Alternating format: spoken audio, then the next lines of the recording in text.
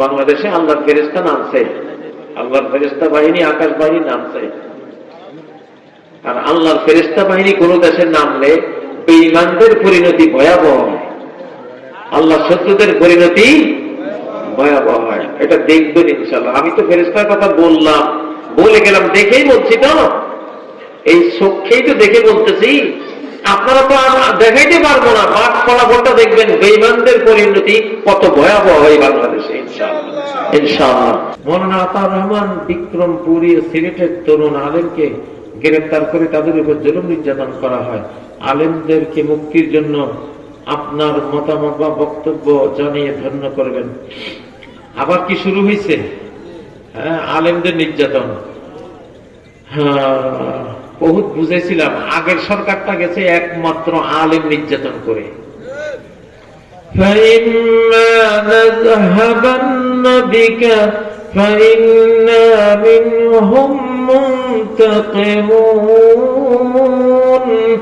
ও নবী, তোমাকে যদি আমি নিয়ে যাই দুনিয়া থেকে, তাহলে মনে রাখবা এই কাফেরদের কারণে যদি তোমাকে নিয়ে যাই, তার মানে আমি এদেরকে প্রতিশোধ নিয়ে এদেরকে ধ্বংসস্তূপে পরিণত করে দেব। হ্যাঁ, আর যদি তোমাকে দেশ ছাড়া করে, এদেরকে আমি দেশ ছাড়া করে দেব। কোরআনে এটা আছে।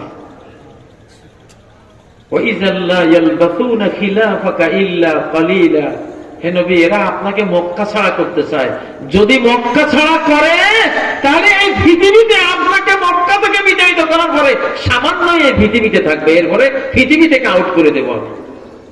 মক্কা থেকে নবীজিকে বের করে দেয়ার 1.5 বছরের মাথায় বদরের যুদ্ধ হইয়া ওই 70 জন যারা নবীজিকে মক্কা থেকে বহিষ্কার করেছিল, ওই 70 জনে জাহান্নামে চলে গেছে। ঠিক না ঠিক? এবং নবীদের ব্যাপারে যে আয়াত, এটা নবীগণের ওয়ারিস আলেমদের ব্যাপারে সেই আয়াতে কার্যকর থাকে। ফ্যাসিবাদীরা ধ্বংস হয়েছে আলেম নির্যাতন করে, ঠিক নয় কি? যদি এখনো আবার আলেম নির্যাতন হয়, তার মানে এরা 15 বছর সময় পাবে না, 5 মাসও সময় পাবে না ইনশাআল্লাহ। 5 মাসের মধ্যে একটা ধ্বংসযজ্ঞের মুখোমুখি হয়ে যাবে। সাবধান করে দিচ্ছি, কোন আলেমের গায়ে হাত দেওয়া যাবে না। আলেমরা কে কি বলেছেন, সমস্যা থাকলে আলেমদের মধ্যে মুরব্বী আলেমরা বসে তারা সেটা ফয়সালা করবে, ঠিক নয় কি?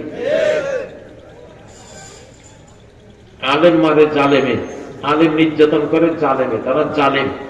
সর্বনিকৃষ্ট মানুষ পৃথিবীতে সেই মানুষ যে কোন নবীকে হত্যা করে বা নবী তারে হত্যা করে। এটা হাদিস, সহিহ হাদিস বুখারীর। সর্বনিকৃষ্ট মানুষ রাজুলুন কাতালা নবিয়ান আও কাতালাহু নবিয়ান, যে কোন নবীকে হত্যা করে সে সবচেয়ে খারাপ, আর যারে কোন নবী হত্যা করে সেও সবচেয়ে খারাপ। কারণ নবী হলেন রহমতের টুকরা। এই রহমতের টুকরা যদি কাউকে মারতে যায়, তার মানে ওই লোকটা আল্লাহর রহমত থেকে পুরো বঞ্চিত হয়ে গেছে, ঠিক নয় কি? এই হাদিসটা নবীদের ওয়ারিসদের ব্যাপারে সত্য। সর্বনিকৃষ্ট মানুষ পৃথিবীতে এখন ওই ব্যক্তিরা যারা একজন আলেমকে হত্যা করে, যারা একজন আলেমকে হত্যা করে, একজন আলেমকে নির্যাতন করে, তারা এই পৃথিবীর সর্বনিকৃষ্ট। অতএব সাবধান, এসব যারা করেন অতি অল্প সময়ের মধ্যে আপনারা এই সাজা ইনশাআল্লাহ ভোগ করবেন, আরো ভয়াবহ ভাবে ইনশাআল্লাহ।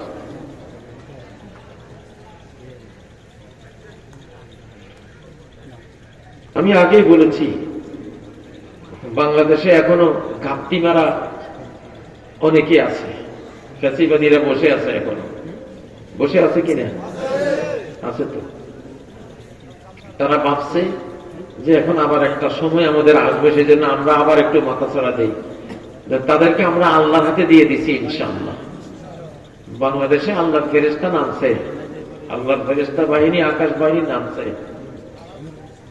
আর আল্লাহর ফেরেশতা বাহিনী কোন দেশের নামলে বেঈমানদের পরিণতি ভয়াবহ হয়, আল্লাহ শত্রুদের পরিণতি ভয়াবহ হয়। এটা দেখবেন ইনশাআল্লাহ। আমি তো ফেরেশতার কথা বললাম, বলে গেলাম, দেখেই বলছি তো, এই চোখেই তো দেখে বলতেছি। আপনারা তো আর দেখাইতে পারবো না, বাট ফলাফলটা দেখবেন বেঈমানদের পরিণতি কত ভয়াবহ হয় বাংলাদেশে ইনশাআল্লাহ। তো কথা লম্বা করবো না। আল্লাহ তাআলা আমাদেরকে যারা আমরা ইন্না লিল্লাহির যে মর্মটা, যে আমরা কার জন্য, বাস এই বার্তাটাই আজকে নিয়ে যান যে আল্লাহর জন্য থাকবো। মরার পরে মানুষ বলবে হ্যাঁ আমরা তো আল্লাহর জন্য, তখন এই বলাটা সত্য হবে। কি হবে? আর দুনিয়াতে থাকলাম শয়তানের জন্য, আর মরার পরে বলা হলো ইন্না লিল্লাহ আমি আল্লাহর জন্য, এটা তো মিথ্যা কথা হবে। কি হবে? মিথ্যা কথা হবে। আল্লাহ তাআলা আমাদেরকে আল্লাহর জন্য জীবন সম্পদ সব কোরবান করার তৌফিক দান করুন।